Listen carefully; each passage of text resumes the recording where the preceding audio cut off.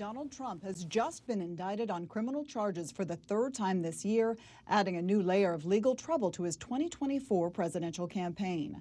Trump faces 4 counts, including conspiracy to obstruct an official proceeding and conspiracy to defraud the U.S.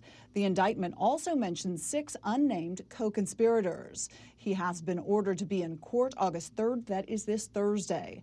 Trump posted on his Truth Social platform moments ago, stating he'd heard he would be indicted today, but asked why the Justice Department didn't do it earlier, then claimed DOJ wanted to bring charges while he was in the middle of campaigning. He was notified on July 16th that he was a target of a grand jury probe looking into allegations of interference in the 2020 election.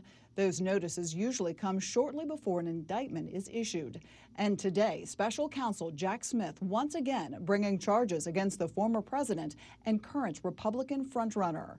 These new charges stem from Smith's wide-ranging investigation into the effort to overturn the 2020 election and the events leading up to the January 6th attack on the Capitol. It involved officials in multiple swing states where Trump and his team tried to change the results.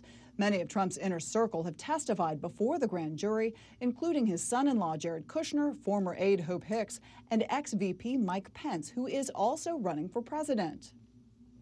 In addition to this indictment, Mr. Trump is facing state charges in New York City over alleged hush money payments to an adult film star made during his campaign for the White House in 2016. He is also up against federal charges related to his retention of classified material after he left the White House.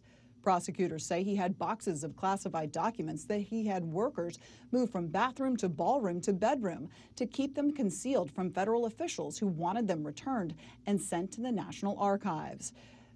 They were only discovered when the FBI executed a search warrant in August last year.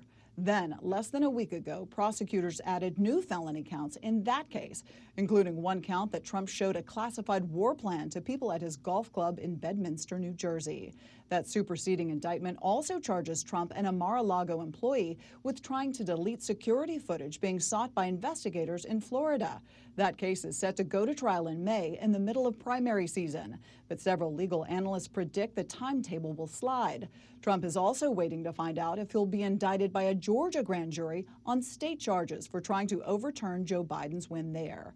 They have already set up barricades around the courthouse in Atlanta, preparing for potential protests.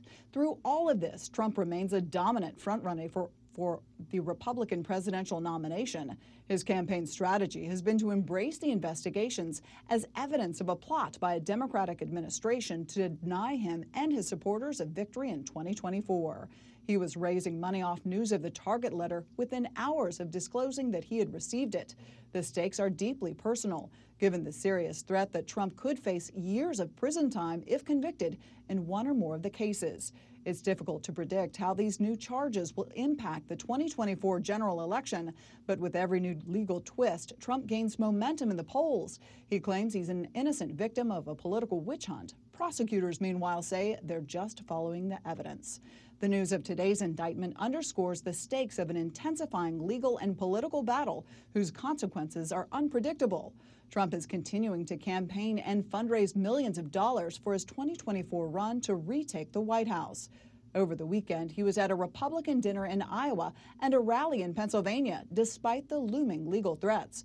For Trump, the stakes are deeply personal, given the serious threat that he could face prison time if convicted. In that sense, a winning campaign and the power to make at least the federal cases go away by pardoning himself or directing his Justice Department to dismiss them could also be a battle for his liberty. Stay tuned to this Fox station for more on this developing story. I'm Caroline Shively in Washington.